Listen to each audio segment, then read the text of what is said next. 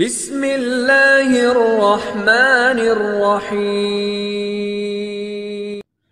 এও Islamic TV. তাহলে দুনিয়ার জিসমানি হালাত ঠিক করার চাইতেও আহমিয়ত হলো কলব ঠিক করার আহমিয়ত বেশি। কারণ হলো কলবের পরিচ্ছন্নতা তার স্থায়ী সুখ আনবে, আর কলবের অপরিচ্ছন্নতা তার স্থায়ী দুঃখ আনবে। এ কারণে তিন গুণ বইলা তারপরে বান্দাকে বলতেছে আল্লাযী ইউওয়াসবিসু ফি সুদুরিন নাস মিনাল জিন্নাতি ওয়ান নাস। গুণ বলতেছে তিনটা, আর রোগ মুক্তির আয়োজন হলো মাত্র একটা, কলবি রোগ মুক্তির আয়োজন এই সূরার ভেতরে। আর ওখানে হলো গুণ হলো রব্বিল ফালাক, একটা ফালাকের রবের কাছে আশ্রয় কামনা করো। ফালাকের রব যিনি আল্লাহ, তার কাছে আশ্রয় কামনা করো। গুণ হইল এখানে একটা, কিন্তু রোগ মুক্তি হলো, ক্ষতির থেকে বাঁচার আয়োজন হলো ত্রিমুখী ক্ষতির থেকে বাঁচার আয়োজন।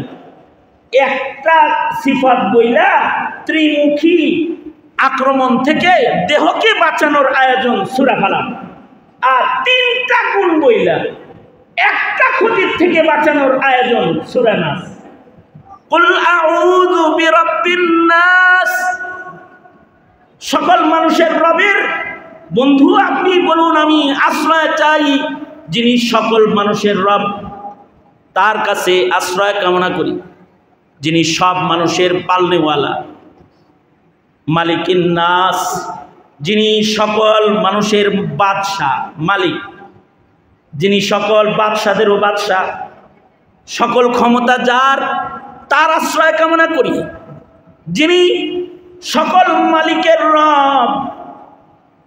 কুল আউযু বিরাব্বিন নাস মালিকিন নাস, যিনি সব মানুষের বাদশা, মালিক। ইলাহিন নাস, সমগ্র মানব জাতির যিনি ইলাহ, যিনি রব, যার ইবাদত করা হয়, সেই রবের কাছে আমি আশ্রয় কামনা করি। কিসের থেকে? আল্লাযী ইউওয়াসবিসু ফি সুদুরিন নাস, মানুষের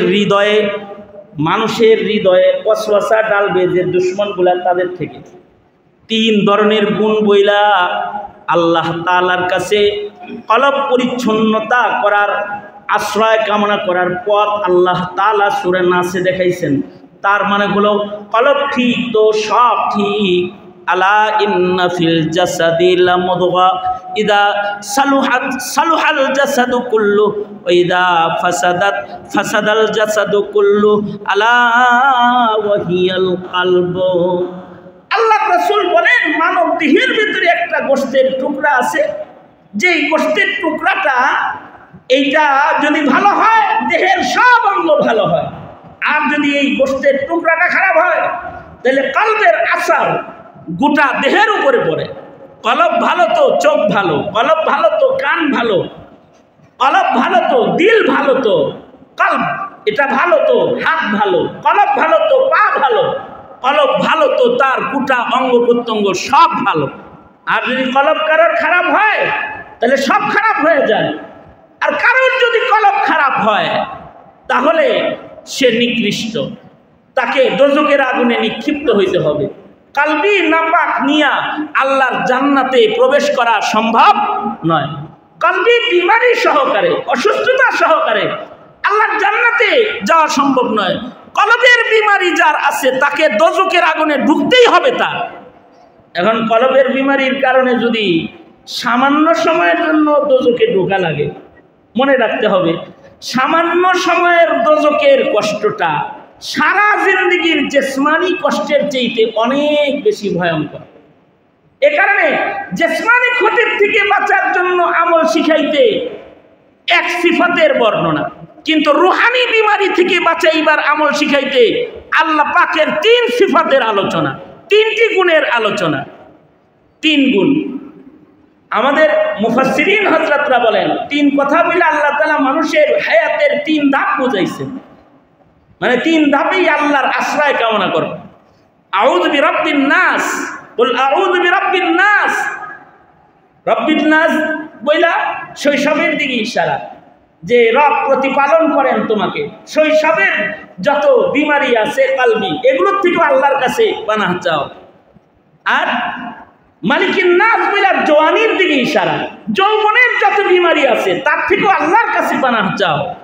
ইলাহিন নাস বইলা বুড়া হইলে মানুষ দুনিয়া ছেড়া মসজিদমুখী ইবাদতমুখী হয়, আল্লাহমুখী হয়। ইলাহিন নাস বইলা বার্ধক্যের জীবনে কলবি বিমারির থেকে বাঁচার জন্য আল্লাহ পাকের এই সিফতের আলোচনা। তার মানে হলো গোটা জিন্দেগিটাই যদি কেউ রোগমুক্ত চলতে চায়, কলবকে পরিচ্ছন্ন রাখতে চায়, তাহলে আল্লাহর আশ্রয় কামনা করতে হবে। কার আশ্রয়? জোরে বলেন। রবের আশ্রয় ছাড়া রোগমুক্ত চলাফেরা করা সম্ভব নয়, আল্লাহর আশ্রয় লাগবে। তবে কলবি রোগটা এটা ভয়ঙ্কর, জিসমানি রোগের চেয়েতেও অনেক বেশি ভয়ঙ্কর। জিসমানি রোগের সারা জিন্দেগির কষ্ট, কলবি রোগের সামান্য সময়ের কষ্টের সাথে এটাকে মিলানো সম্ভব না। অর্থাৎ দোজখে যদি কারোর 1 সেকেন্ড থাকতে হয়, মনে করেন কলবি রোগের কারণে দোজখে গেছে 1 সেকেন্ডের জন্য, আর জিসমানি বিমারির কারণে কষ্ট করছে 60 বছর। 60 বছরের জিসমানি কষ্ট এক জায়গায় দিলে কলবি রোগের কারণে 1 মিনিটের দোজখের আগুন যেটা ভোগ করবে, এই 1 মিনিটের দোজখের আগুনের কষ্ট 60 বছরের জিসমানি কষ্টের চাইতে অনেক বেশি ভয়ঙ্কর। কারণ ইন্নাহা সাআত মুস্তাকাররা ওয়া মুকামা, দোজখ তো নিকৃষ্ট জায়গা, এখানে 1 মিনিট থাকাও কারোর জন্য সম্ভব না। আব্দুল আজিজ মুহাদ্দিসে দেহলভী রহমতুল্লাহ আলাইহির আমলে, শাহ আব্দুল আজিজ মুহাদ্দিসে দেহলভীর আমলে এক হাকিম মোহাম্মদ থানভী রহমতুল্লাহ আলাইহি বর্ণনা করছেন, এক লোক মারা গেছে। একটা ভিক্ষুক ছিল আর একটা দানবীর ছিল একই এলাকায়। ভিক্ষুকটা ভিক্ষা আনতে যাইত, দানবীরে তার জন্য টাকা পয়সা রেখে দিত, কিন্তু কয়েকদিন হয় সে আর যায় না। এই ভিক্ষুক আসে না কেন? দানবীর লোকটার টেনশন যে 5 দিনের টাকা জমা করে রাখছি, 5 দিন আসে না কেন রে? বাড়ি দেখতে গেছে, বাড়িতে দেখতে যায় দেখে যে এই ভিক্ষুক অসুস্থ। এই দানবীর লোকটা যায় বলে, 5 দিন ধরে তোমার জন্য টাকা জমা করে রাখি, মিয়া আনতে যাও না, এই যে নাও তোমার টাকা ঘরে দিয়ে গেলাম, খায়ো। এই ভিক্ষুকে এই দানবীর লোকের হাত ধরছে, হাত ধরে কয়, ভাই আমি তো এমন এক অসহায় যে এই জমিনের উপরে আমার আপনজন বলতে একজনও নেই, আমার কোনো মা বাপ আত্মীয় স্বজন ছেলে সন্তান এই পৃথিবীতে কেউ বাঁচা নাই, আমার কবরে আমার আপন হিসাবে নামার মতো কেউ নাই। 5 দিন ধরে ভিক্ষার টাকা জমা করে রেখে আমার ঘর পর্যন্ত আপনি পৌঁছায় দিয়েছেন, বোঝা যায় আপনি আমার আপন লোক। আপনার কাছে আমার একটা আর্জি হলো, যদি আপনি শুনেন আপনার এই ভাইটা ইন্তেকাল করেছে, তা আপনার কাছে দাবি হইল আপনি আমার জানাজাটা পড়াইবেন। আপন লোকের জানাজা পড়াইলে জানাজায় দরদ হয়। আপনার কাছে আবেদন হলো আপনি আমায় গোসল দিবেন। আপন লোকে মাইয়িতরে গোসল দিলে ভালো করে গোসল দেয়। আপনার কাছে আবেদন হলো আপনি আমার লাশটাকে নিজ রাতে কবরে নামাইবেন। আপন লোক যদি লাশ কবরে নামায়, দরদ সহকারে নামায়। আপনি আমার আপন, এই জমিনে আপনি ছাড়া আমার আপন আর কেউ নাই, আপনি আমারে কবরে নামাইবেন। লোকটা ওয়াদা করেছে। বাড়ি যাইতে না যাইতে পরের দিন সকালবেলায় খবর শুনে ভিক্ষুক নাকি মারা গেছে। এই লোকটা ভিক্ষুকের দাফনে চলে এসেছে। থানভী রহমতুল্লাহ আলাইহি বলেন, লাশটা নিয়ে যখন কবরে নামছে, এই দানবীর লোকটার পকেটের ভিতরে একটা জরুরি সরকারি কাগজ ছিল, এটা কবরের ভিতরে পড়ে গেছে তার অজান্তে। কবরের উপরে বাঁশ বিছানো হয়েছে। কবর থেকে যখন উঠেছে, মাটি দেওয়া শেষ, পকেটে দেখে কাগজটা নাই।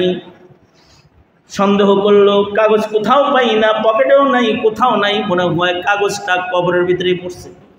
এলাকার আলেমদের কি বললো, এই এলাকার উলামায়ে কেরাম, আমার মনে হয় কবরের ভিতরে আমার একটা সরকারি কাগজ পড়ে গেছে, এইটাকে কি কবরের মাটি সরায় উঠানো জায়েজ আসেনি?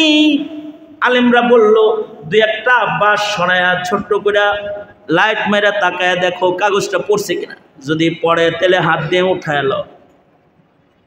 কবরের মাটি খনন করেছে, বাট দুইটা সরাইছে, লাইট মেরে নজর করে দেখে কে যেন কাগজটাকে ঠিক লাশের উপরে, কাফনের উপরে যত্ন করে রেখে দিছে। খুশিতে হাত ঢুকায় দিছে কবর থেকে এই কাগজটা বের করার জন্য।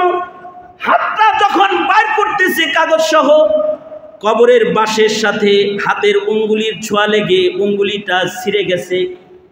কিন্তু আশ্চর্য বিষয় হলো, এই যে হাত ফাইরা গেছে বাঁশে ছোঁয়া লেগে, এই ঘায়ের যন্ত্রণা আর তার ভালো হয় না। পানির ভেতরে ঢুকায় রাখলে একটু ঠান্ডা থাকে, বের করলে আবার যন্ত্রণা শুরু হয়। মাসের পর মাস এই যন্ত্রণা আর যায় না।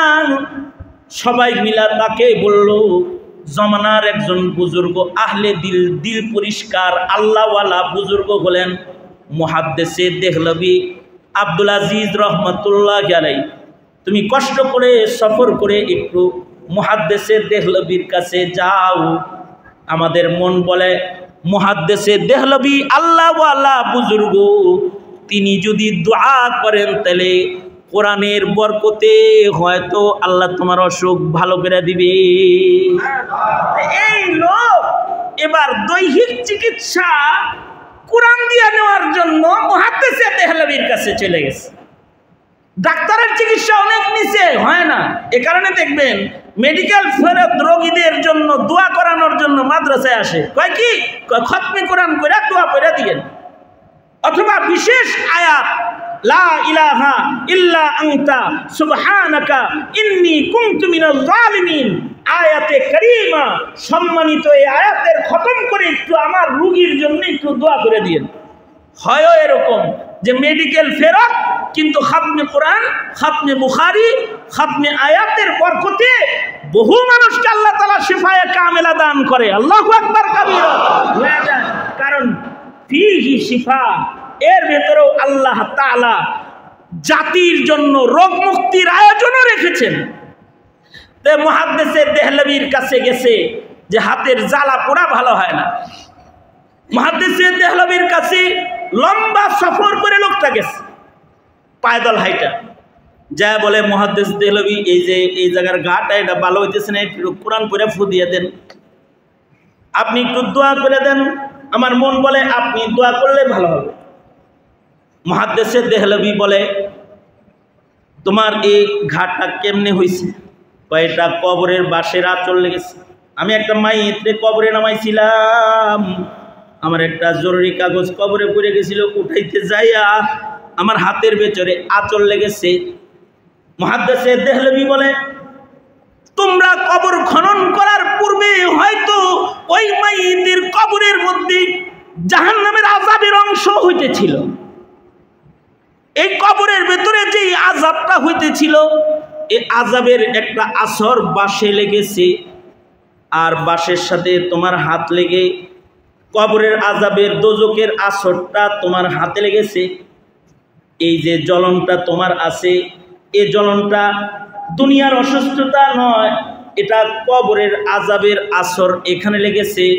সুতরাং তোমার এই হাতের জ্বলন তো সাধারণভাবে মরণের আগে আর ভালো হবে না। এই কথাটা যখন মুহাদ্দিসে দেহলভী খালি বলছে, এই লোক তো চিৎকার করে কান্না শুরু করছে, হাউমাউ করে কাঁদতেছে, অনেক কান্না করতেছে। কেন কান্না করে? হায় রে, এতটুকুন বাঁশের আসরের জ্বলন যদি এইরকম হয় যা আমি এখন অনুভব করতেছি, তাইলে কাউকে যদি এক সেকেন্ডও কবরে দশকের আগুনের ভিতরে একটু ঘুরানো হয়, এইটার জ্বলনটা তাইলে কেমন হবে? অথবা যদি আমার অপবিত্র অন্তর ও অপবিত্র আমল নামার কারণে আমাকে যদি দোজখের আগুনে নিক্ষেপ করা হয়, তাহলে এইটার যন্ত্রণাটা কিরকম হবে? এই ভয়ে, দোজখের ভয়ে এই লোকটা চিৎকার করে কান্না শুরু করছে। এমন ভাবে কাঁদতেছি যে হযরত থানভী বলেন, কাঁদতে কাঁদতে যখন তার চোখ দিয়ে দরদর করে পানি ঝরতেছে, মুহাদ্দিসে দেহলভির পাশে বসে বসে হাউমাউ করে যখন কাঁদতেছে, তো আব্দুল আজিজ মুহাদ্দিসে দেহলভি ওই লোকের চোখ থেকে গড়ায় পড়া পানিগুলোকে হাত দিয়ে মুইসা তার জ্বলনের ভেতরে লাগাই দিছে। একদিক দিয়ে চোখের পানি লাগাইছে, সাথে সাথে হাতের জ্বলন ভালো হইয়া যায়। মুহাদ্দিসে দেহলভি বলে, এই আমার ছাত্ররা, তোমরা দেখলে হাতে জ্বলন নিয়ে এ লোকটা এখানে এসেছে, কিন্তু মুহূর্তের মধ্যে তার হাতের জ্বলন ভালো হয়েছে। তার হাতের জ্বলন এটা ভালো হওয়া, এইটা তোমরা কিন্তু আমি মুহাদ্দিসে দেহলভির কারামত মনে কইরো না, এটা আমার কারামত নয়, এটা খোদা ভীতু হৃদয়ওয়ালা কালবওয়ালা মুত্তাকি বান্দার চোখের পানির কারামত। সে যে দোজকের ভয়ে দিলের ভেতরে তাকওয়া লয়ে পাক দিল লয়ে যে কামছে, এ পাক দিল তাকওয়া ভরা দিলের চোখের পানি যখন গড়ায়া পড়ছে, এই চোখের পানির পাওয়ার তো এত বেশি, এ চোখের পানি দোজকের আগুনকে নিভায়া ফেলার ক্ষমতা রাখে। কারণ হাদিসে আছে, মুত্তাকি বান্দার চোখের পানি যদি দোজকের আগুনের মধ্যে ছিটায় দেওয়া হয় তো দোজক নিভে যাবে, দোজকের দিকে ফিকে মারলে দোজক পেছনে চলে যাবে। চোখের পানির বড় পাওয়ার, এই পাওয়ারওয়ালা চোখের পানি কিন্তু ভালো দেহের মানুষের হৃদয়, ভালো দেহের মানুষের চোখ দিয়া বাইর হয় না। এই পাওয়ারওয়ালা চোখের পানি কিন্তু সুন্দর চামড়ার মানুষের চোখ দিয়া বাইর হয় না। এমন পাওয়ারওয়ালা চোখের পানি কিন্তু অনেক ধনের মালিক মানুষের চোখ দিয়া বাইর হয় না।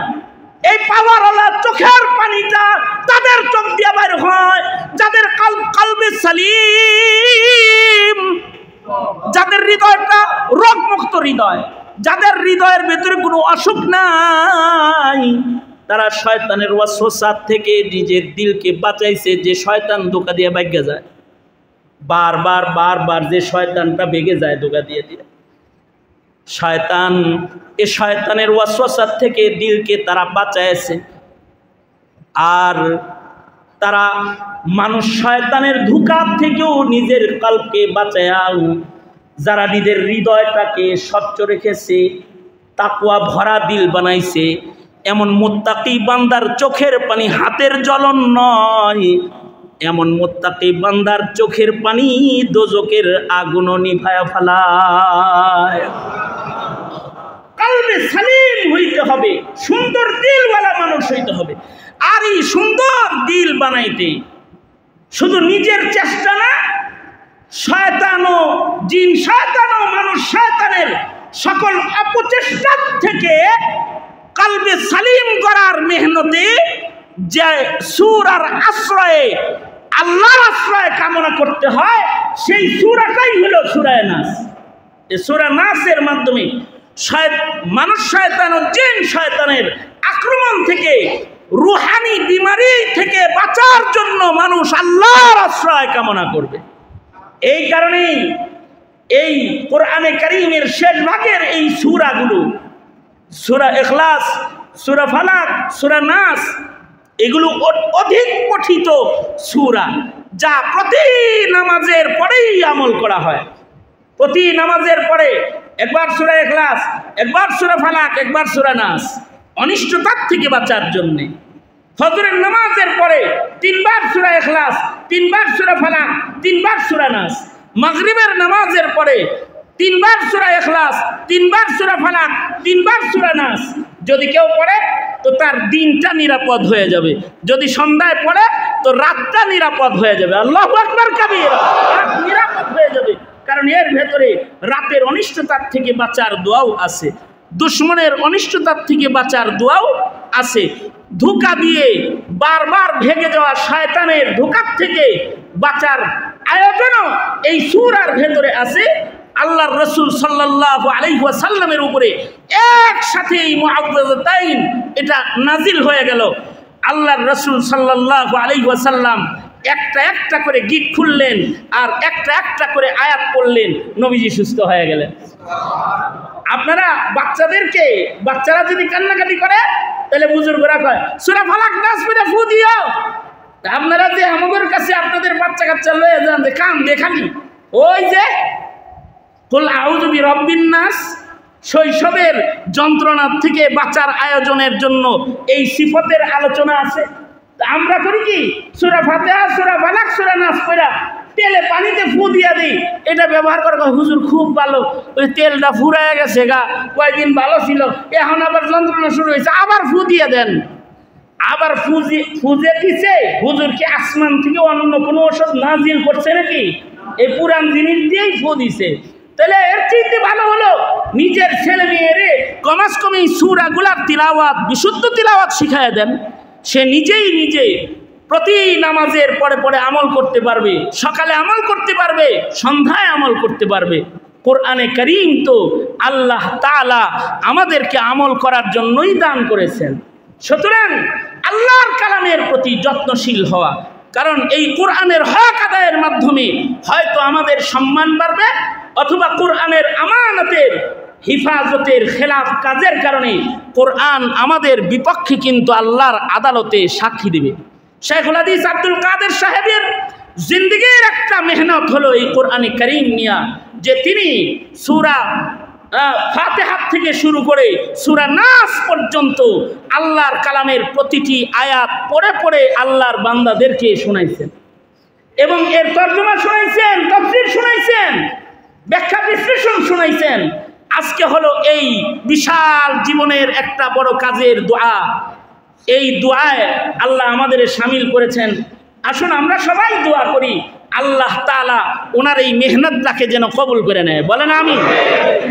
এবং ওনার এই মেহনতের বরকতে ময়দানে মাহশারে যেন আল্লাহ তাআলা ওনাকে কোরআনে কারীমের শাফাআত নসিব করে। যারা ওনার কাছ থেকে কোরআন শুনেছে, এই শোনার বদলায় যেন আল্লাহ তাদের কলবি বিমারিগুলোকে দূর করে দেয়। দুনিয়া ও আখিরাতের হার কিসমের বারাকা দিয়া আল্লাহ তাআলা যেন আমাদেরকে মালামাল করে দেয়। এই অনুষ্ঠানটাকেও যেন আল্লাহ তাআলা কবুল আর মঞ্জুর করে নেয়। আল্লাহ তাআলা আমাদের সকলকে জিসমানি রুহানি বিমারি থেকে বাঁচতে মুআওয়াযাতাইনের আমলকে নিজের জীবনের 5 ওয়াক্ত নামাজের শেষের আমল বানাইবার তৌফিক আল্লাহ আমাদের দান করুন, আমিন বলেন আমিন। অনেক উলামা হযরতরা আসছেন, অনেক লম্বা সময় অপেক্ষা করছেন। আমি কিছু কথা আপনাদের সামনে অল্প করে বললাম। যা বলেছি এর থেকে আল্লাহ তাআলা আমাদেরকে কলবে সালিম দান করেন, সুস্থ বদন দান করেন, সুস্থ দেহ দান করেন, সুস্থ কলব দান করেন, এবং আমাদেরকে আল্লাহ তাআলা আখিরাতের জিন্দেগি যেন আরামের আয়েশের জান্নাতি জিন্দেগিটা যেন আমাদেরকে আল্লাহ তাআলা দান করেন। এই কামনা রইল। হজ্জে বাইতুল্লাহর মৌসুম চলছে, আমিও হজ্জে বাইতুল্লাহর এরাদা, আগামী পরশু দিনই আমার ফ্লাইট। আমি আপনাদের কাছে দোয়া চাই, শনিবারে সফর শুরু, আপনাদের কাছে দোয়া চাই। আর এই 1 তারিখ থেকে নফল রোজা যারা পারেন করবেন। হ্যাঁ, চাঁদ উঠে গেছে, কালকের থেকেই, আজকেই সেহরি খাবেন, 9 দিন লাগাতার সুন্নত রোজা কোরবানি পর্যন্ত প্রতি রাতে কিছু নফল ইবাদত করবেন। কারণ এই জিলহজের এই 10 রাতের কসম আল্লাহ করেছেন, এই 10 রাত্রের প্রতি রাতের ইবাদত লাইলাতুল কাদরের মতন। তিরমিজি শরীফের রিওয়ায়াত, প্রতিটি রাতের ইবাদত লাইলাতুল কাদরের মতন। আর প্রতিটি রোজার মূল্য এত, ওই যে আরাফার দিনের রোজা যেমন সারা বছরের গুনাহের কাফফারা, এরকম এই জিলহজের প্রতিটা রোজা সারা বছরের কাফফারার মতন, সারা বছরের জন্য কাফফারা।